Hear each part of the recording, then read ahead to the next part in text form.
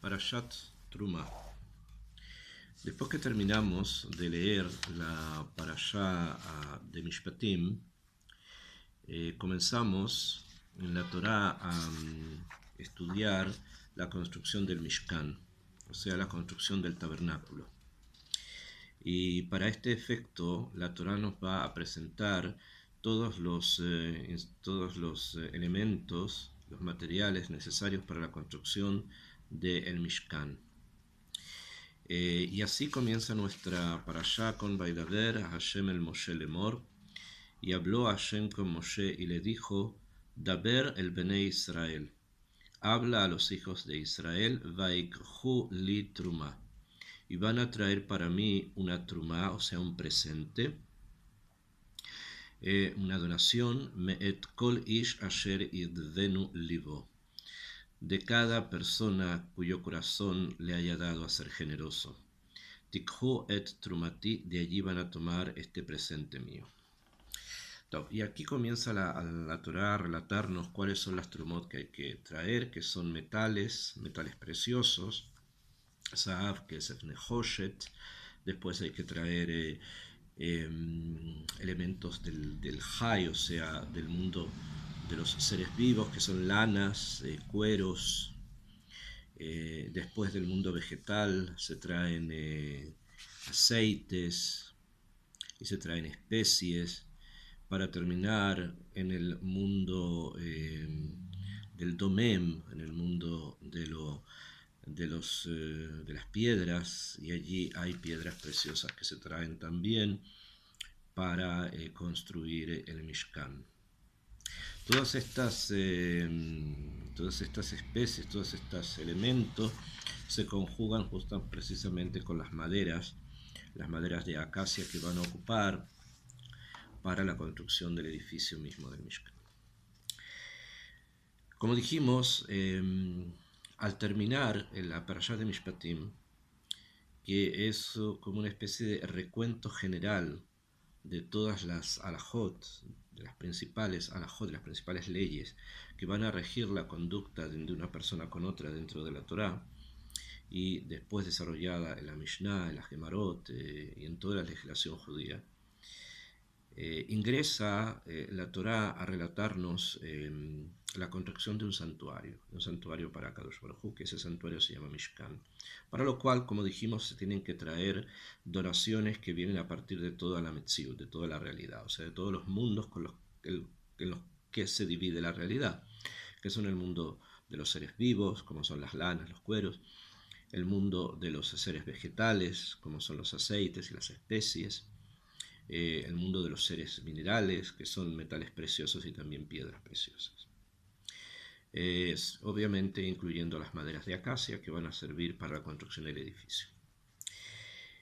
Hay una pregunta, antes de comenzar a estudiar un poco en detalle algún punto de esta parashá, bastante extensa en el contenido de las cosas de las que se habla, a pesar que no es extensa en capítulos y en versículos, pero sí lo es en los contenidos de las cosas que trae. Cabe preguntarnos por qué la construcción del Mishkan está o aparece posterior a la parashá de Mishpatim.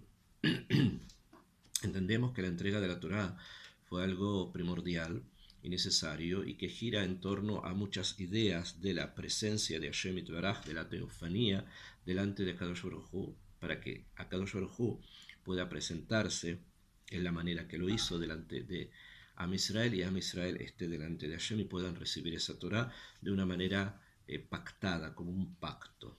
Y de esa forma queda centrada en nosotros, y estamos obligados frente a ese pacto, como está escrito, los que estaban y los que no estaban también.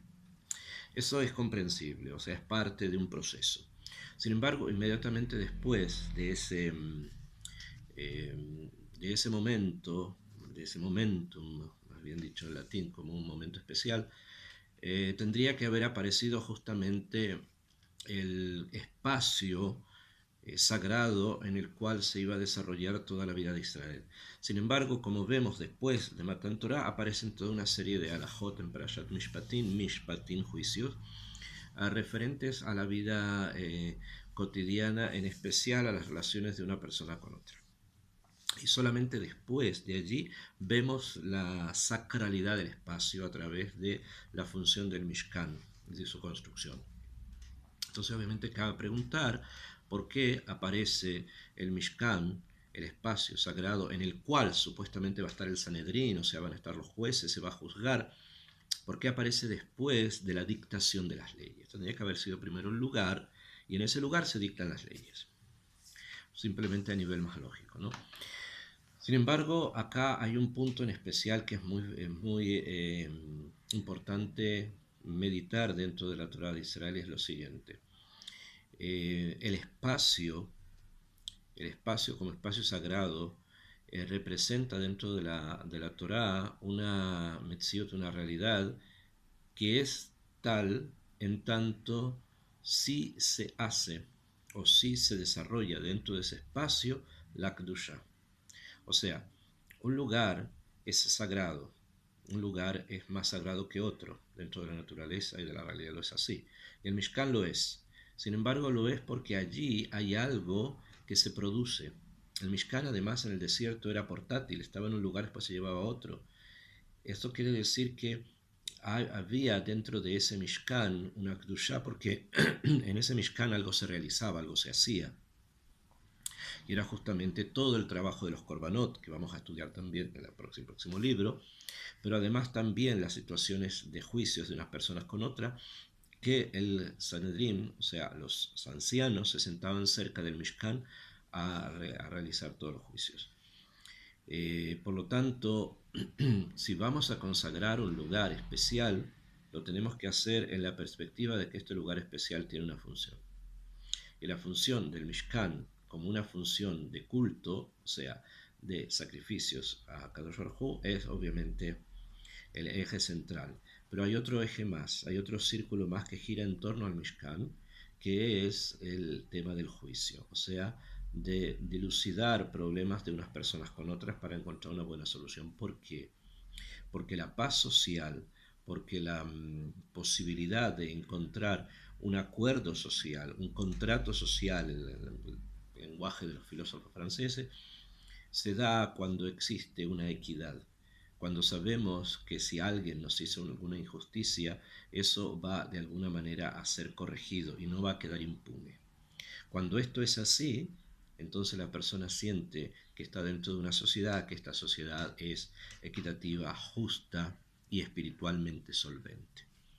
De allí que la necesidad de presentar primero todas las leyes era indispensable para decir, miren, esto que está aquí es lo que rodea nuestro espacio sagrado. Cuando esto está realizado de una manera correcta, o sea, cuando el contrato social está realizado de una manera correcta, obviamente con una perspectiva espiritual muy profunda, entonces el Mishkan cobra una realidad muchísimo más excelsa, muchísimo más primordial.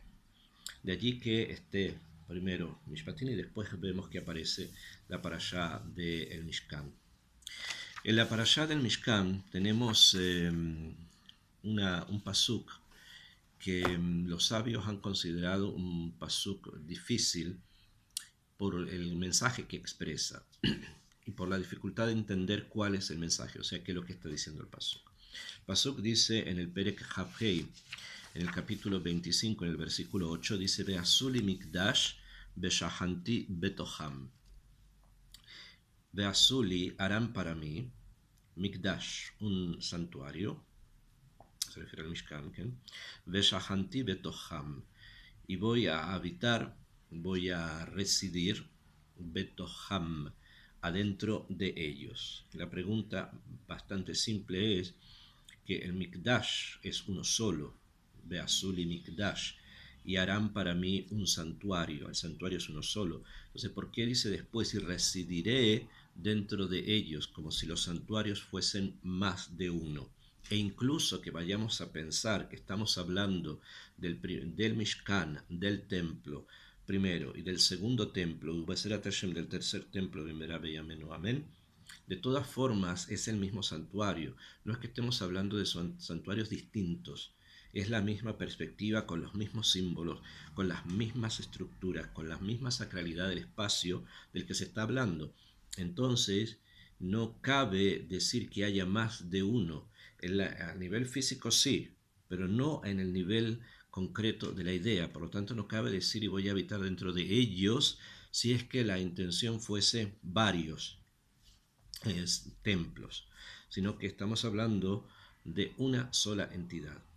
Entonces es bastante común presentar el pasuk este de una manera más bien de drashá, o sea, de un estudio más bien homilético, o sea, para traer como una especie de enseñanza del pasuk para decir que Azul y Mikdash, que van a ser un santuario, y yo voy a habitar dentro de ellos, o sea, dentro de cada uno y uno del pueblo judío. O sea que el santuario del que estamos hablando no solamente se refería al Mishkan en el desierto, al primer templo, el segundo, el tercero, Beseat Hashem, sino que a un santuario particular que la persona va a ubicar dentro de él, y allí va a permitir que Akadosh Baruj Hu se asiente. O sea, es la relación fuerte religiosa que hay entre la persona y Akadosh Baruj Hu, con el hecho de que él, Hashem, habita dentro de los corazones de cada uno y uno.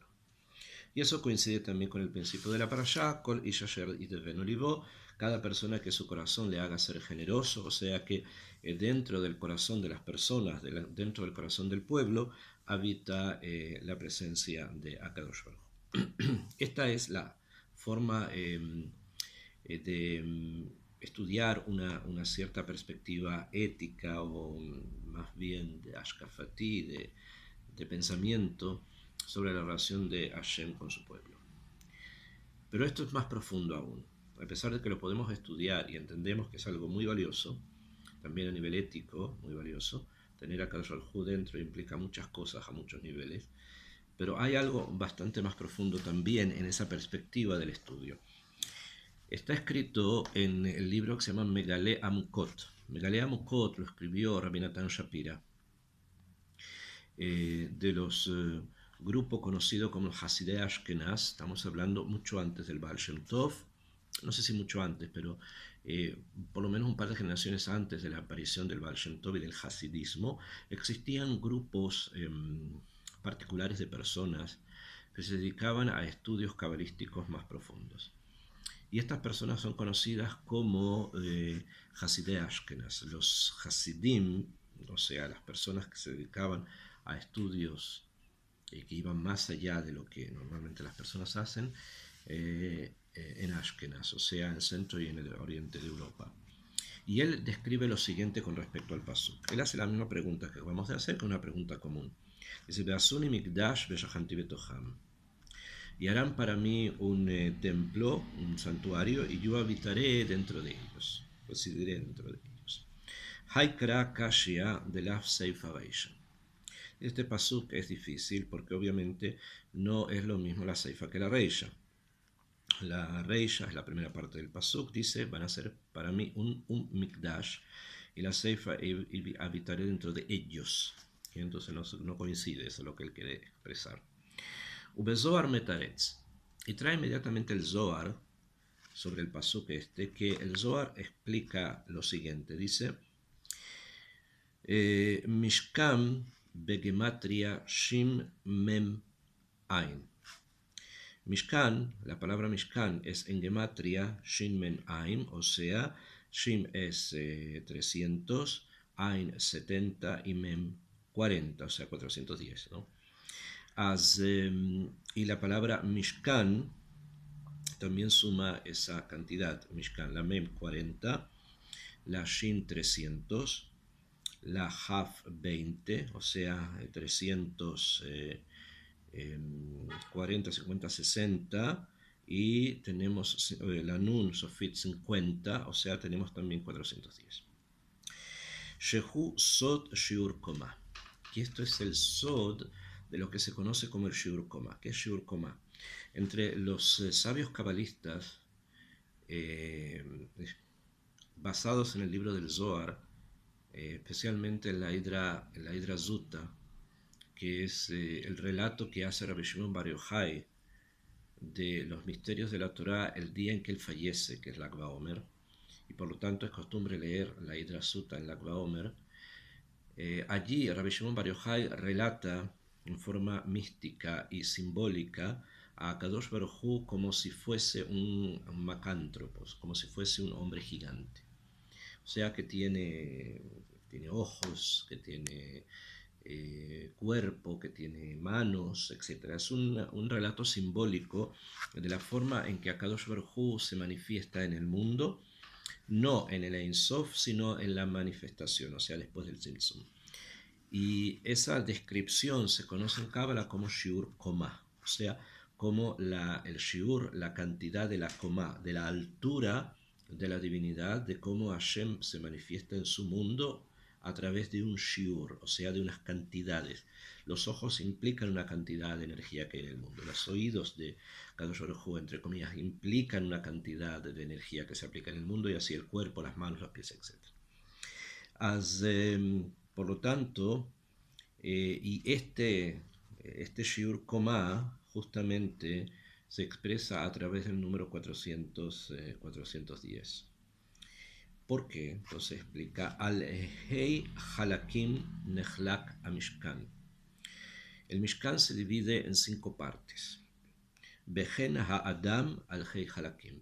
Y también el hombre en 5 partes. No explica más a Rabbi Natan Shapira en el Megalea Mukot a qué se refieren estas 5 partes. ¿Okay? Entonces podemos explicar la Niudatenu, que cuando habla primero del hombre, de las 5 partes del hombre, entre comillas, está refiriendo a los niveles espirituales que la persona tiene, que nosotros conocemos como alma, de los cuales 3 de estos niveles, el nivel del Nefesh, del Ruach y de la Neshama, habitan o se asientan dentro del cuerpo humano. Como sabemos por los estudios más profundos de la Torá, el Nefesh de la persona espiritualmente se relaciona con el Kaved, con el hígado. El Ruach de la persona se relaciona con el corazón, y la Neshama de la persona se relaciona con el cerebro. Y por lo tanto, en el lenguaje de los sabios, cada uno de estos miembros es el Mishkan, es el asiento de estas partes espirituales.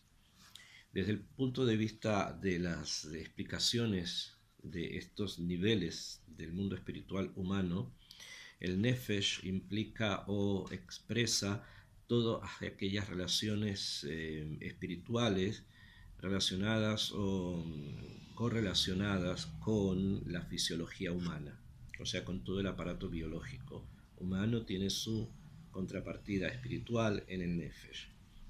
El Ruach expresa todo aquello que desarrolla el pensamiento humano, o sea, el pensamiento, la cognición, las facultades cognitivas de la persona tienen este paralelo en el mundo del Ruach.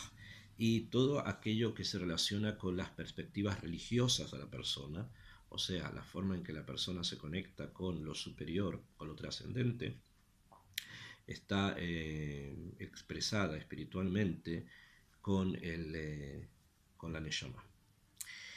Cuando estos niveles interiores están en armonía unos con otros y en el nivel que la Torá plantea esa armonía, porque ahora sería bastante extenso explicar, cuando esto es así, entonces brilla el cuerpo humano con una luz, con un campo energético positivo fuera de su cuerpo, que la Torá denomina Hayá, que podríamos identificar con lo que místicamente se conoce como el aura. Y finalmente existe un punto final en la realidad espiritual de cada Yehudí que se llama Yehidá. Yehidá es aquella sección, por poner un nombre, aquel nivel, mejor nivel, porque no es que el alma esté separada en partes, es una sola, solo que son niveles de perspectivas espirituales. Este último nivel, que es el nivel de la Yehidá, corresponde a Knesset Israel, lo que une a todos los Yehudim del mundo en una sola entidad, que esta sola entidad se llama Knesset Israel, la congregación de Israel. Entonces vemos que el ser humano tiene un shiur komá espiritual, que está dividido en 5 partes. Llamadas así, nos referimos a los niveles del alma. Entonces tenemos que ver que también en el Mishkan hay 5 partes que el Mishkan tiene, y que vendrían a representar justamente esta realidad física en nuestro mundo. Tenemos en el Mishkan el edificio mismo, que está construido con las maderas, como está relatado en la Torá, las maderas de acacia, que construyen el cuerpo del edificio. Dentro del edificio tenemos Keilim, tenemos todo tipo de utensilios que van desde los más sagrados, como es el Aarón, o sea, el arca sagrada, la menorá, el candelabro, la mesa, el altar de oro, etc. Y otros artículos que también se despliegan como Keilim del templo fuera del Kodesh y del Kodesh Kodashim, que sería el gran altar que está en el patio. Sería una segunda parte del Mishkan. Tenemos ya dos, el edificio, los Keilim, y sobre el Mishkan y alrededor de él encontramos el mundo vegetal, que lo representan los cobertores que el Mishkan tiene.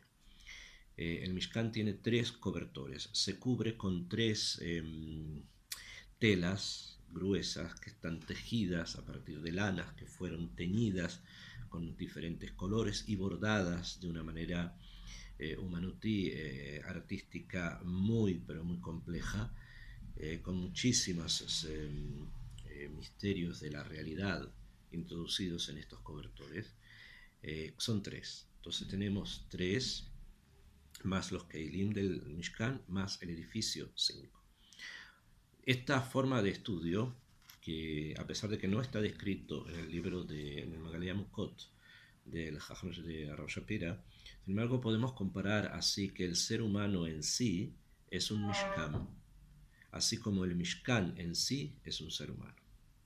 Por lo tanto podemos entender ahora lo que quiso decir la Torá cuando dijo Beazuli Mikdash, van a ser ustedes un Mikdash, ustedes van a ser un Mikdash, o sea, un edificio con 5 partes. Ve Shahanti Betoham, y yo voy a habitar dentro de ustedes, porque ustedes, cada uno de los miembros del pueblo judío, es un Mishkan. Y el Shiur Komá que está en ustedes es el mismo Shiur Komá que voy a representar donde en el templo, en el Mishkan, después en los templos. O sea que hay una correspondencia simbólica entre los elementos. Y esta correspondencia simbólica de elementos es lo que fija la relación y a través de la cual, o sea, que fija la relación a través de la cual entendemos justamente este pasuk que al principio se nos presentaba como caché.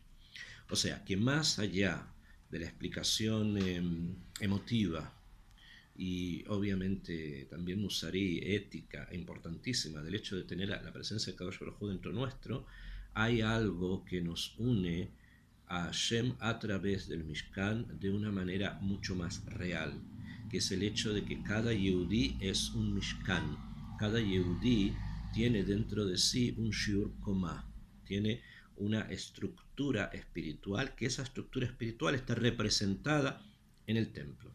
O sea, el templo es una persona.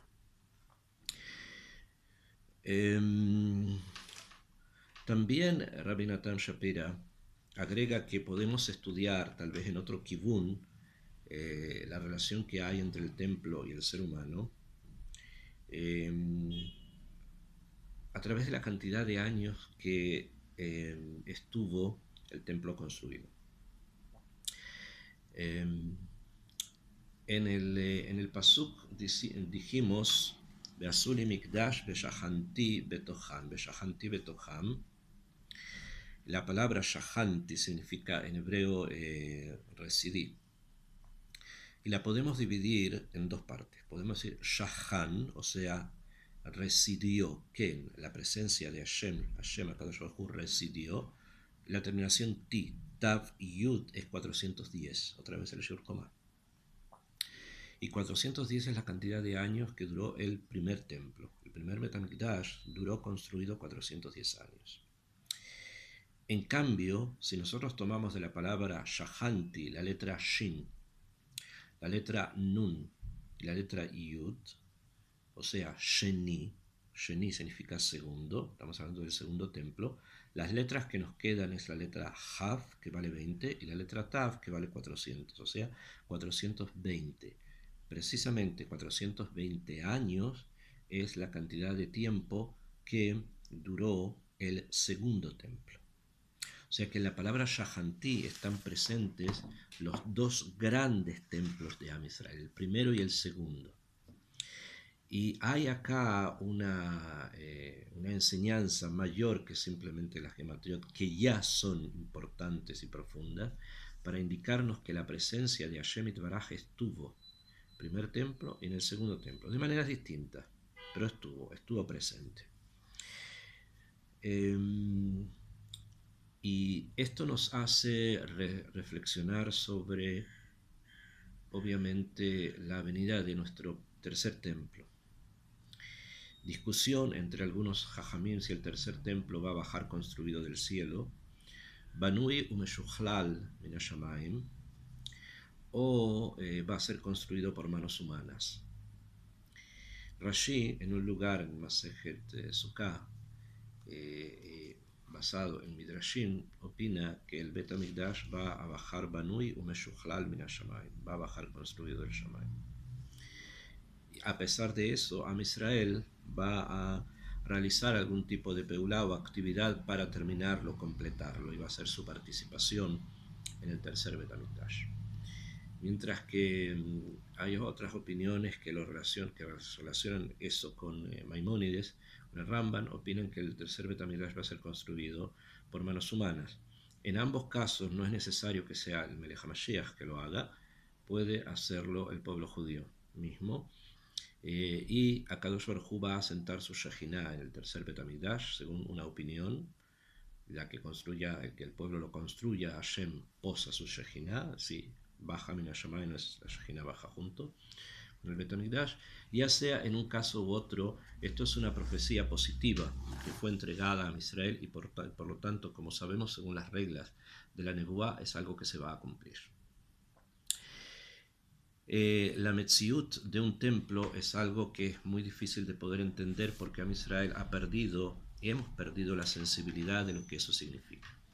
Lo estudiamos, lo leemos, cada año lo repetimos en la parashá, estudiamos los símbolos que esto significa, vamos a estudiar lo que es el oro, lo que es la plata, lo que son los diferentes elementos, el aceite, etc. Pero la vivencia real, concreta de tener un templo es algo que todavía no está demasiado comprendido, no está demasiado asimilado, debido justamente a la pérdida de la sensibilidad con respecto al lugar sagrado. Hoy en día el lugar del Bet HaMikdash está hulal, está profanado por una mugla, por una pus. Y no nos pertenece, no está en nuestras manos. Alcanzamos a llegar hasta una parte del muro occidental, conocido como el Kotel HaMa'aravi, donde, como dice la tradición, la Shejinah nunca se ha movido y por lo tanto es un lugar especial, pero no es la finalidad. El Kotel no es el Bet HaMikdash. El Kotel es simplemente como una gran esperanza de volver nuevamente a ver reconstruido detrás de ese muro nuestro templo. Que estas parashiot, las que comienzan ahora, que nos enseñan los misterios del templo, sirvan como una puerta intelectual y reflexiva para entender lo que significa un Bet HaMikdash, para asimilarlo, comenzar a vivirlo, a masticarlo. Que Bezrat Hashem, Akadosh Baruj Hu, nos haga tener el mérito de poder ver el tercer Bet HaMikdash construido.